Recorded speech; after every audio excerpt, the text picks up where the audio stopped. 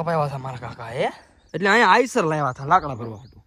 લાકડા ભરવા આઈસર લાવ્યા હતા. ધોરીએ વીખી નાખ્યો તો ઠેઠથી ઠેઠ સુધી. આપણે એકવાર તો બનાવ્યો જ હતો, આની પહેલા વિડીયોમાં આપણે બતાવ્યું હતું. અને એનો એ ધોરીઓ આઈસર વાળો અક્કલ મઠ્ઠીનો, હા એટલે હા અક્કલ મઠ્ઠીનો, લગભગ એને મમ્મી એનો મીઠું નાખ્યું જ નહીં હોય મારા ખ્યાલથી. એટલે અત્યારે મને મગજ ફૂલ હલી ગયેલો છે. જો કદાચ ભાઈ ફોન ઉપાડ્યો ને તો આપણે ગાળી દેવાની છે એને, પણ કાંઈ હજી ફોન એને ઉપાડ્યો નથી. આ બધું એની પાસે લેવડાવવાનો છે, આવો કચરો બધો જો સામે પડ્યો ઈ, આ ઓલા પણ પડ્યો ઈ.